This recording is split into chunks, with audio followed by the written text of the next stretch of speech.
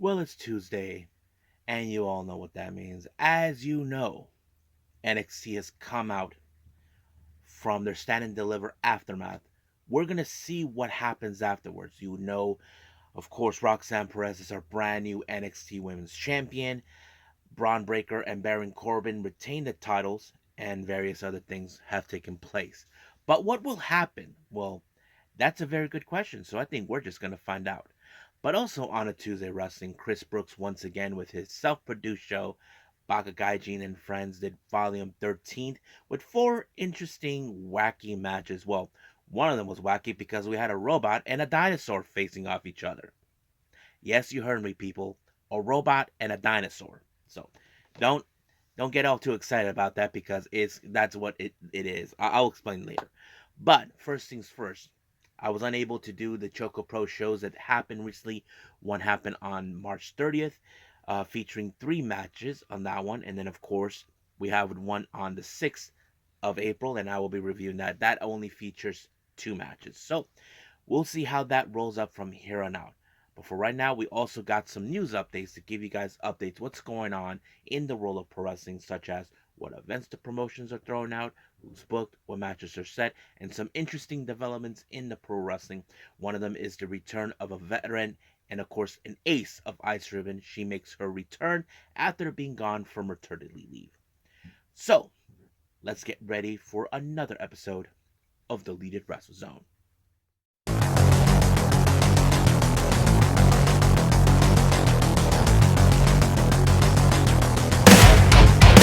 Are you ready? Get up, get up! Get up, get up! Get up, get up! Get up, get up! Get up, get up! Get up, get up! Welcome everybody to the Deleted Wrestle Zone, all things that is pro wrestling with AEW, NXT, New Japan Pro Wrestling, TNA, the National Wrestling Alliance, various promotions, wrestlers, matches, and championships. I am your host, J Rod here. So, if you are new to the channel, welcome. This is a channel where we do a lot of pro wrestling reviews from various promotions, not only here in the United States, but also in Japan, Mexico, Canada, Europe, the UK, anywhere in the world where pro wrestling is not as big, but it continues to grow. We also do discussion videos, talk about various topics such as the wrestlers themselves, promotions, factions, storylines, whatever we want to talk about. We also do more news updates. If I'm unable to put it on this episode, I will put it on a separate video by itself. We also do real-time news updates to keep you guys on alert if something interesting has happened in the world of pro wrestling that needs to be addressed. We also do the Unagi Sayaka Watch and various other cool things as well. So if you like what you see, please subscribe to us or click on that subscribe button. You'll be getting a lot of daily reviews and other cool stuff on this channel as well. But if you like this episode, please give us a like on the like button or a nice comment in the description down below. Now, all introductions have set aside. Now let's get the show on the road. So let's begin with our very first one of two Choco Pro shows we haven't seen. This is number 363.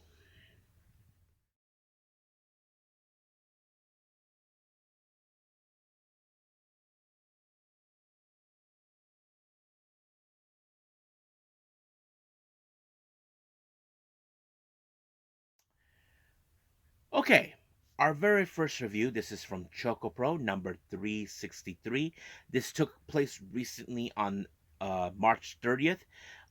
Very interesting event. However, they did start it out with an opening with Chiko Shikawa and Nonaka Seto. Now, it was interesting that Nonaka Seto did an opening, but at the same time, was surprisingly that she wasn't involved in this event, which was very unusual, but maybe because they needed enough time because of a special occasion.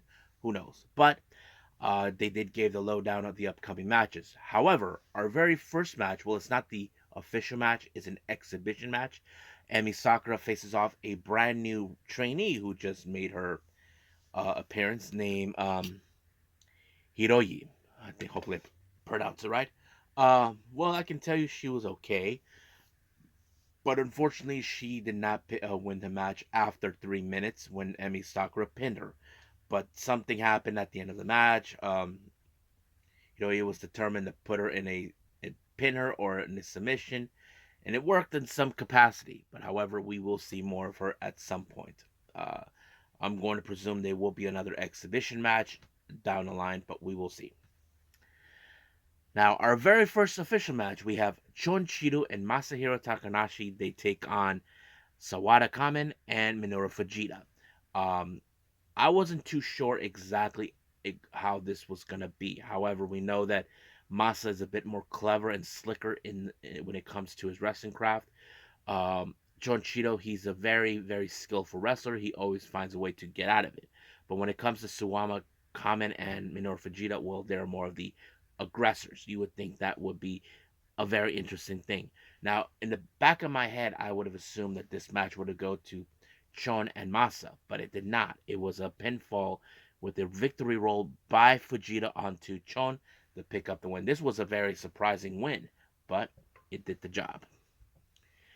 Next match, we have, of course, Iri Kane taking on Tokiko Kiyahara. Now, this was an interesting matchup for this to be happening. Now, those who don't know, Tokiko Kiyahara is in her mid 40s. Yes, you probably say, really? Did she pull the DDP on us? Well, she did. She started at the age of 40 years old, and ironically, Iri Kane, who is the newest rookie in it, is also 40 years old. So um, the point for Ami Sakura, anybody can become a wrestler at no matter what age. So I was very happy to see that this is a very interesting way because I feel like Irikade can learn something from Tokiko. I mean, Tokiko, she's very in good shape for her age, and I think she will learn something from her. And of course, it was a pretty fun match, but unfortunately, it was Tokiko Kihara with the submission onto Iri to pick up the win. I would like to see those two team up because like I said, I would like that those two would team up because Tokiko has been where Iri has been before, and I'm sure she'll learn something from her. Now, our next match, our main event, we have Miya Yatsuba. She teams up with violent, smiling Sayaka. They take on Mei Suruga and, of course, Emi Sakura.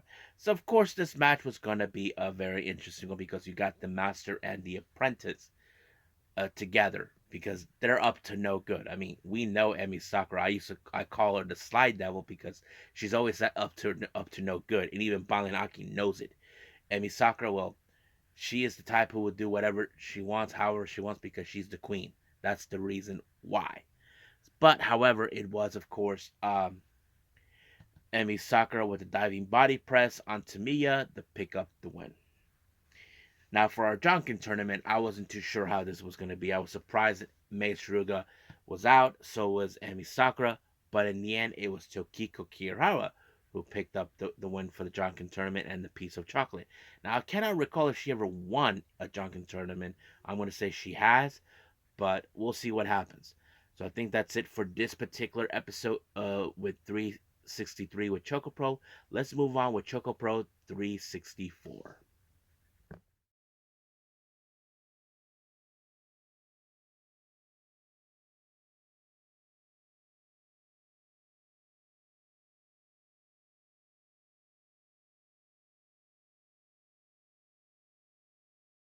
Okay, as we continue with more of Choco Pro, so this is number 364.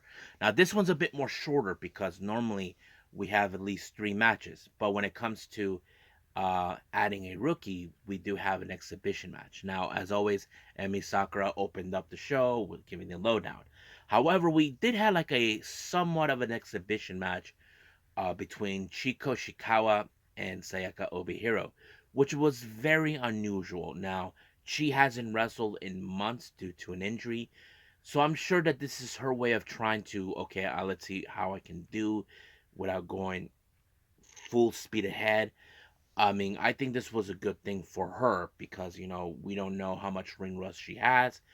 But unfortunately, this match ended in a time limit draw after 5 minutes, I believe, but nonetheless, it did pretty well. Now, our next match, we do have our first official match. We have Tokiko Kihara, she teams up with Mochi Natsumi. They take on Sayaka and Minoru Fujita. Very interesting pairing. Um, I wasn't too sure exactly where this was gonna go. I mean, Sayaka, we know she's a very capable wrestler. She has picked up wins here and there, but when it comes to the others, like Tokiko, she has picked up wins here and there because she does have striking capabilities. Mochi Natsumi, one of Emi Sakura's students, but also a deathmatch wrestler. You probably would think she's gonna try something new. Same thing with Minoru Fujita, but I wasn't entirely how this was gonna be. Of course, there was going to be some interesting tactics from both sides, but in the end, it was Vegeta who picked up the win when she pinned Kihara, and just like that, it was completely over. Now, our next match, we have Iri Kane. She teams up with Mei Shiruga, takes on Masahiro Takanashi and Emi Sakura. So I thought this was going to be a very interesting matchup. Now, it's no secret that, of course, when it comes to Masa and Emi, they are an unstoppable duo. But this is, of course, Mei Shiruga's different storyline where she teams up with the rookie, which, of course, she has less experience, but she will try to do the best as possible. But unfortunately, like any other type of match, when it comes to rookies, they're normally the target ones because they, in fact, are the weakest link in the entire bunch. But it was, of course, Emi Sakura who picked up the win when she applied the Magistral, and 1, 2, 3, it was over just like that. Now, for the Junkin tournament, I wasn't too sure either how this was going to go, but you know what? What the hell? I'll tell you who won it, and I was not I was a bit surprised. This is the second time in so far that she won the Junkin tournament again. We're talking about Tokiko Kirihara. I was like, what? That's the second time in a row right now. I mean, I wouldn't be surprised if there's a third one, but who knows? We'll see where that leads us because I'm kind of curious about it. So I think that's pretty much it right now with, of course, ChocoPro. It's time to move on with Baka Gaijin and Friends.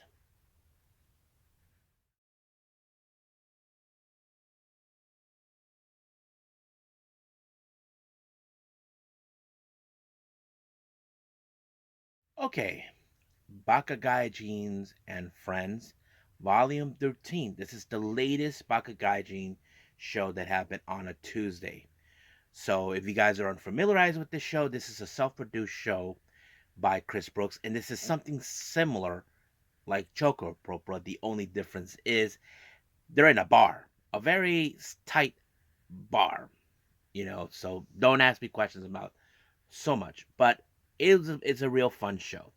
Now, before our first match started, some scientists showed up and told them that someone tampered with Mecha Mummy, and he just built a brand new robot used by the body of what's his name, Shanjiro Tagagi, the president and owner of DDT. So he now calls himself Tagagi Shanjiro Robo, and he takes on a dinosaur named Tyrannus Inoue, which is played by none other than Mao.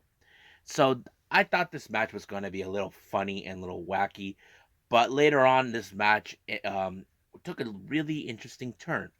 For some odd reason, both the robot and dinosaur decided to go to the elevator, and I don't know what was going on. And they took the fight outside. Now, throughout the entirety, they just jump into the second match, but I'll get to that. But however, what happened in between the first match, this is from what I saw on their X account. Both the dinosaur and the robot were fighting everywhere in certain sections of the town, and basically they were just beating the crap at each other, chasing who? Like either the robot was chasing the dinosaur. Hold on a second. Bueno.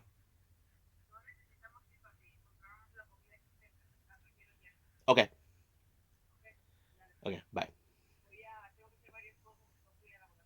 Okay. No problem. Okay. Bye bye. Sorry about that. But anyway, yeah. So they didn't show up after the second match. So let's get to that right now. Our second match is a three-way match. We have Munetatsu Nakamura and versus Balian Aki versus all the way from Thailand Gaia Hawks. It was a very interesting match.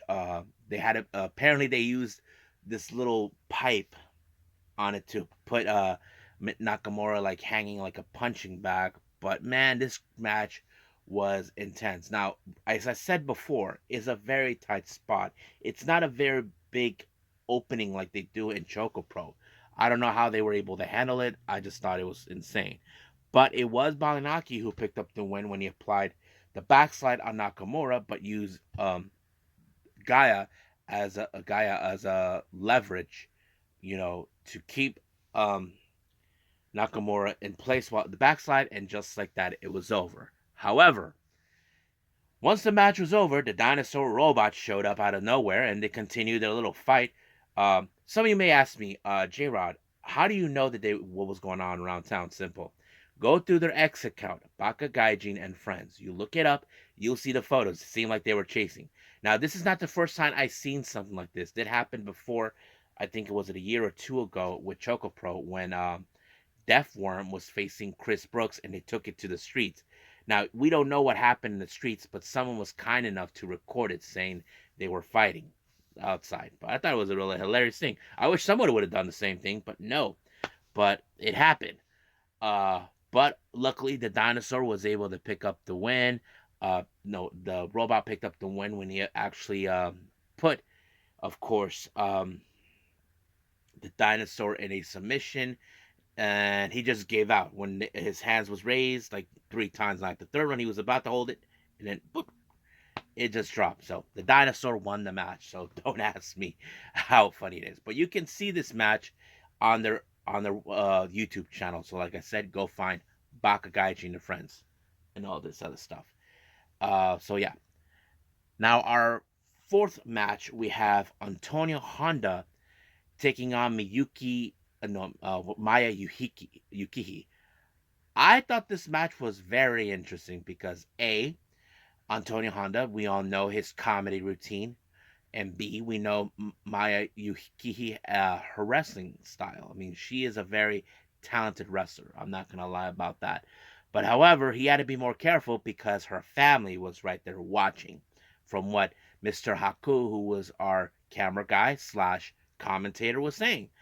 But however, I feel bad for the ref because he got hit accidentally, not once, but twice. Now, either way, they could have won it sooner, but it didn't do that. But it was, of course, Maya Hiki with a scoop slam, and just like that, it was over. Now, our main event, we have the man of the hour who actually made this show possible, Chris Brooks, taking on the debut of Miyuki Takase. I thought this match was pretty good. I mean, Miyuki Takase, another wrestler you may have seen in the freelancing world in Japan, a very talented wrestler. I thought it was a pretty good one. I mean, but Chris, he's a bit more aggressive than you normally would expect. But it was, of course, the praying mantis by him that picked up the win, and I thought it was really interesting. So, fun match. So yeah, so that's pretty much it for what we got with Baka Gaijin and Friends. Now, if you ask me, J Rod, how do we see these shows? Simple. Go to Baka Gaijin and Friends, look it up on YouTube. It's free. You guys can watch it from there. So check it out. So I think that's pretty much it for this particular review. I believe it's time for our final, and that is NXT.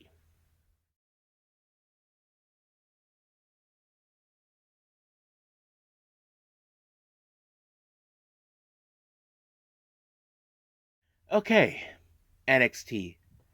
As you know, we entered the fallout after Stand and Deliver this past Saturday. As you know, we have a brand new women's champion.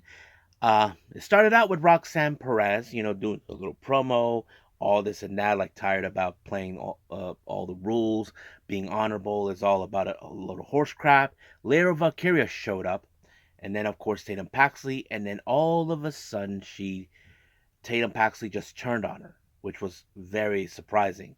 However, Natalia showed up and decided to teach her a little lesson and told her that, she's going to face her for the NXT title. Roxanne Perez was not saying, nope, it's not going to happen. It's under my rules. However, our general manager, Ava, showed up and told her that she's the one who made it happen because she's that. And of course, Roxanne was gonna knock her out because she does not want to contempt with her. But that pretty much it right there. However, after what happened this past Saturday at Stand and Deliver, which was led to a disappointment with Axiom and Nathan Frazier, who has been they've been very cohesive from for a while now. They were spotted by NXT Anonymous, and they were asking for another opportunity. But however, here's what the stipulation was later told: this will be their last chance. If they don't succeed, then they're done, which was very, very interesting. So they do get another opportunity. However, we do see another thing going on. Chase U, as you know, they got help from Kelani Jordan and Fallon Henley. They were being rewarded, and then Jay-Z Jane showed up. She confessed to Thea about Chase Owens, Professor Chase, about something that she did not know. Apparently, Professor Chase has placed bets on his own student, Thea, in hopes that she could win. But he doesn't do it like for fun. He knows he can bet on her as well. So that's what's going on. However, Thea's tag partners will have to had to deal with Izzy Dame and Kiana James. As you know, they've been dealing with them for a while in this particular moment. Of course, Fallon Henley has no secrets, knowing the fact that she had ran in with Kiana James before. But however, what I liked about this match is Henley sacrificed herself for Kalani when they were about to take her out, but Fallon Henley ended up on the 401k, and just like that, she won. Now our next match, well, this was a very interesting one that started in NXT Level Up, made its way to NXT. Scripps has a bit of a problem with the new young comer, the 19-year-old Javon Evans, who Javon Evans has said that he wants to change the game. Scripps is like, you think you're the one who's going to change the game? I don't think so, pal. I'm the one who's going to do it. But of course, Javon has one thing he knows he has to be more careful, is OTM getting involved. And you would think they would do that, but no.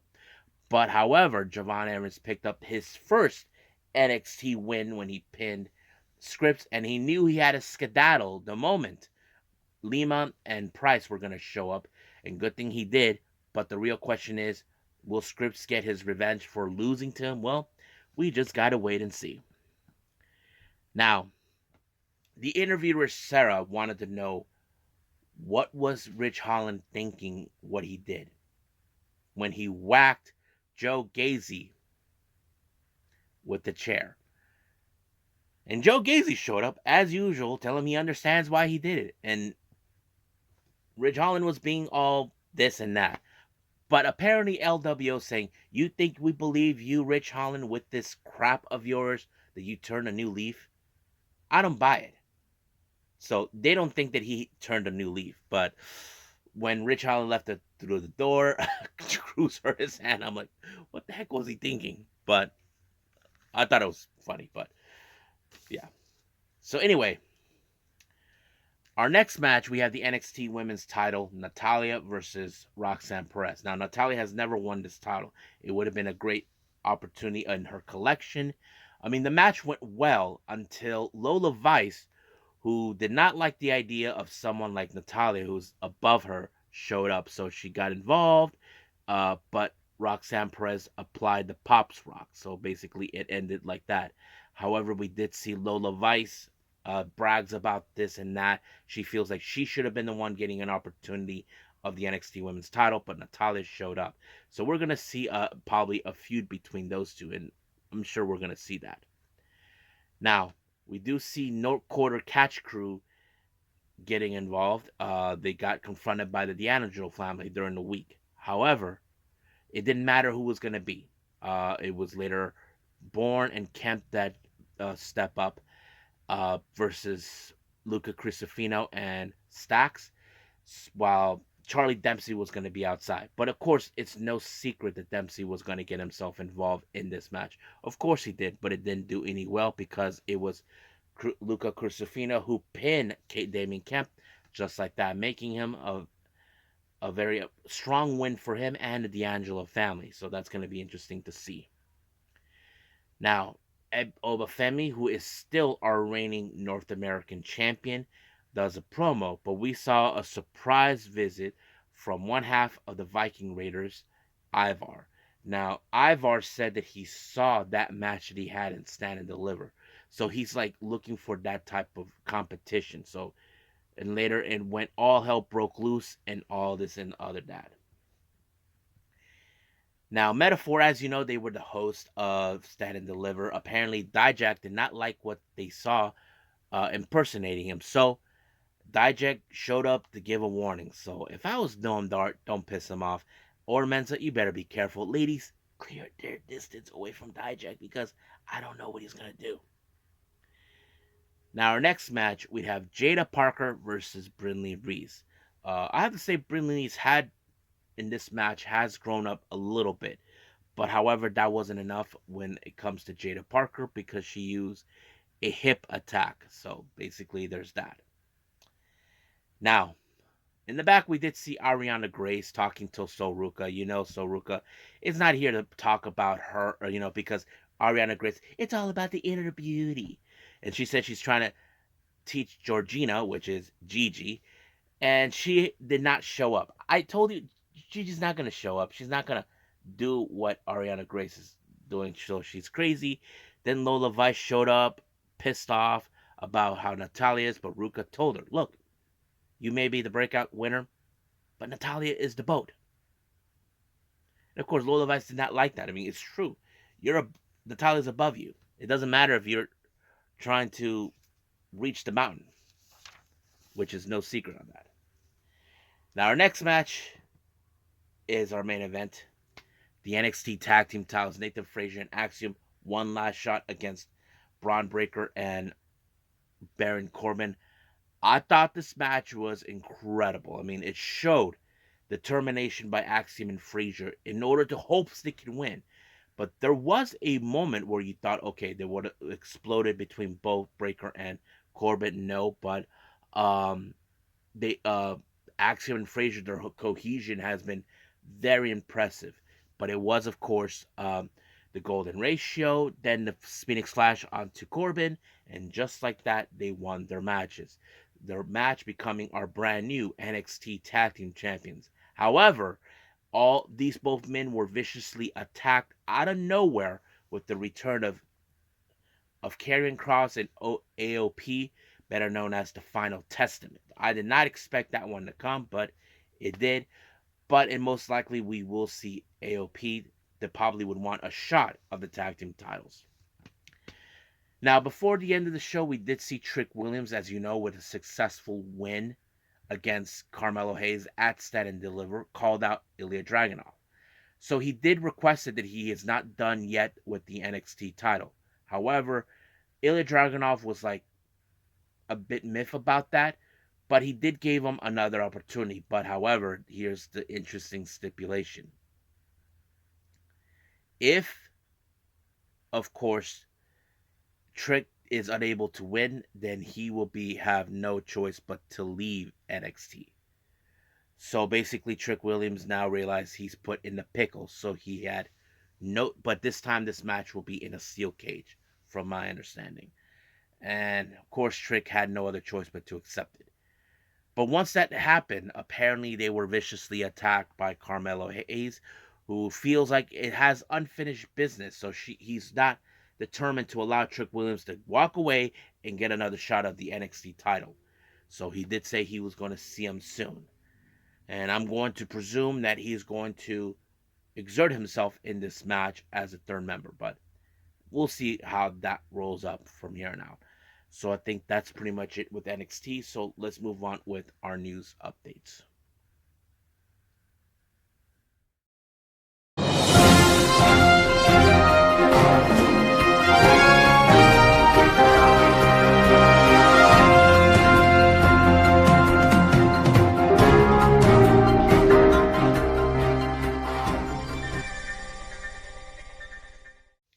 Okay, So welcome to our news update. So let's keep updates what's been going on. First, let's start with events from from upcoming events from our promotions that we enjoy.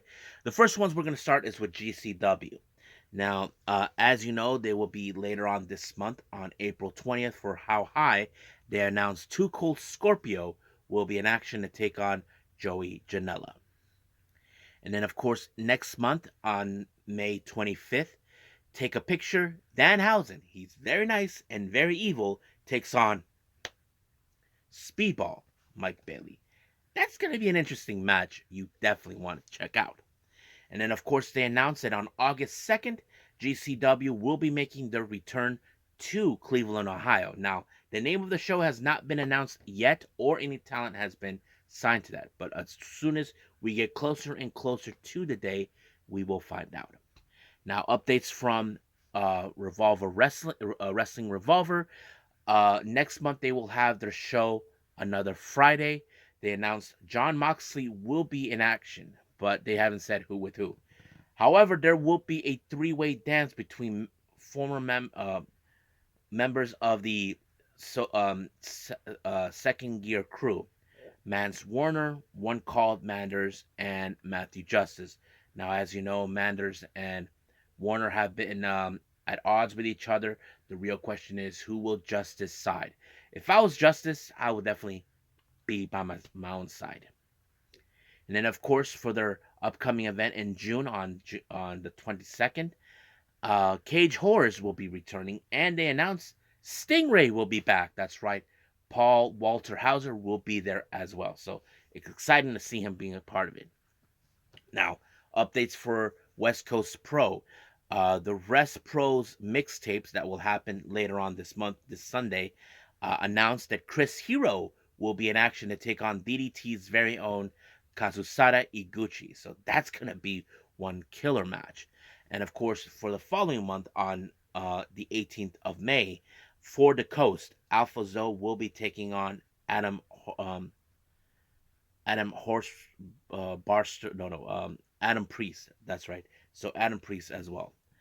Now, moving on to other events going on. As you know, this Sunday, New Japan Pro Wrestling will be in Taiwan, more specifically in Taipei for Wrestling World. They did announce that their new partners and relations with the Federation of the uh, Asian Pacific Pro Wrestling, um, members of the promotion known as Puzzle in that vicinity will be having a match there. One I only learned one name named Axe Wang. I don't know who's the other guy, but yes, I'm kind of curious to see what these guys from the promotion Puzzle are all about. Hopefully, I can find information about them. TNA has announced that on April 21st, the Pink Striker Miyu Yamashita will be there. So it's great that she's going to be there. I know some of you would say, wouldn't she prefer AEW? I mean, she has, but she has her own perspective in case anybody asks. Uh, JCW, Jersey Championship Wrestling, announced for their strong silent type on the 27th of April. Alley Catch will be in action to take on CPA. Now, for the Cinco de Mayo show for House of Glory, they announced Psycho Clown will take on Mike Santana. An interesting collaboration has been announced by Spark Yoshi Riso of America and, of course, Japanese very own Colors. That's right, Colors and Spark Yoshi will be collaborating, and this will take place in Japan on June 5th at the Shinkiba First Ring venue. Now, they haven't announced who's going to be there. I'm looking forward. Hopefully, we can see it somewhere, but I'm looking forward to it. Now, for those who do know, Bloodsport will be heading to Japan, and they're calling it Josh Barnett's Bloodsport Bushido, and this will take place on the 22nd of June. Josh Barnett will be involved in this event, so is Minoru Suzuki, and then we have Quentin Rampage Jackson will be there too. Mike, the Titan O'Him will be there, and more names will be announced. Now, finally, once again, West Coast Pro and United Wrestling Network will be collaborating with another show called Killing the Softie that will take place on June 28th. They announced Zara Zakir and Jada Stone will be involved. Now, interesting. Now let's talk about certain developments. Those who do know, on April 12th, if you guys are big Stardom fans, this will be the last time we will see Giulia and Utami Hayashishita in Stardom. So this will be their final matches in Stardom. Now that they're free agents, they're booked for this one, but they will be leaving soon. Now, speaking of Giulia, as you know, Giulia was in Philadelphia recently. She appeared, make a cameo appearance at Stand and Deliver. It's now been foretold that she has agreed to sign with WWE. The offer is that WWE offered her more money, more than what WWE could have offered. But the thing is, AEW were not interested in her. I don't know exactly if there was any, what kind of offer they could have given her. That's the thing. I mean, that is, I think, a puzzle thing that many fans have probably asked themselves, but hopefully one day we will find out. Now, Tony Khan has confirmed something that many people ask. As you know, we saw on night 2 of WrestleMania in the main event, we saw the entrance theme of The Shield.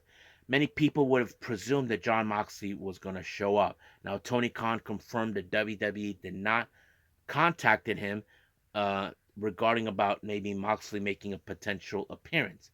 It seems like it never happened, so there was no talk about that. So, but yeah. Now, as you all know, I mentioned this. Desperado will be doing a self-produced show by New Japan called Despe Invitational, or Evento Señal, which is like his own thing. Tokyo Sports reports that he's been talking with other wrestlers from other promotions. So we're going to see a vast variety of wrestlers coming from different promotions. I think it's going to be good. But however, Pro Wrestling Noah, their English group, are saying, is there a possibility we can see Yohei? I know that Despi is impressed by Yohei's ability. I would like to see Yohei in that, but we'll see. Now, Sareee, as you know, talked with Tokyo Sports. She said that she would like to have a match with Giulia before she makes her way to WWE. So uh, it's still unclear how long. Now, she will be heading to WWE, but at the moment she'll be helping out Rossy Ogawa with his upcoming promotion. So we will be waiting on that soon enough. Now, as you know, I did reviewed NXT just recently. Did you guys notice Drew Gulak was not there? Well, he was not there, and apparently he was removed from the television entrant theme. If you guys are wondering what was going on, this is from what I'm hearing. Apparently, there's been something about Drew Gulak involved with Ronda Rousey. Um, that was probably it. So it's still unaware what's been happening, but we will see until then. But for right now, that's what I've been hearing. Now, Tsukasa Fujimoto, who is the ace of the Yoshi Promotion Ice Ribbon, well, she's coming back, folks, and she's helping out to help out her best friend, Arisa Nakajima. So she will be appearing in Seedling on April 21st, later on this month.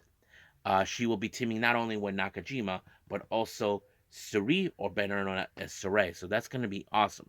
However, she will be having a limited schedule with Ice Ribbon, so she will not making too many booking matches at all. I think she's doing that because she does not want to leave her child all by herself too much, which is understandable. Now, Rossy Ogawa, as you know, was in the U.S. for WrestleMania. We saw that recently. This is what he talked about while he was over there. Let me pull that up real quick. So yeah, this is what he said. Rossy on his trip on the United States. It was a fruitful visit. I can't tell you the details, but we will make announcements when the time comes. It's worth the trip to the United States. I met Triple H as well. So there's probably talks. Looks like maybe Dave Meltzer was right. That maybe the possibility that maybe now that Rossy is no longer with Stardom, that they could work up a deal. Maybe his promotion will probably do a working relationship, which possibly be the possibility we could see. So we'll see. But he did talk about, when he returned to Japan and the whereabouts of Giulia. Apparently, there was something else she wanted to see.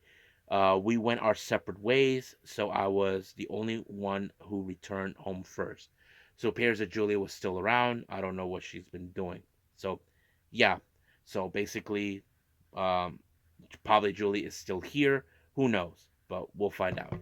And I think that's pretty much it for our news update. So I say right now, let's just call it a day. Well, I hope everybody enjoys this episode. Coming up, we have AEW Dynamite. Now, this gives me an opportunity as well to see the shows from the collective. I haven't reviewed those just yet. I had to find out which ones are. I'm gonna have to do this in working order to do so. There's also a new Noah show they just recently been that happened. I probably will do that too. We'll see how this will roll up. But for right now, that's the plan. I'll leave things as that. But as of right now, I will see you guys in the next DWZ time, same DWZ channel. I must bid all of you adieu. So, goodbye, and have a nice day. Bang.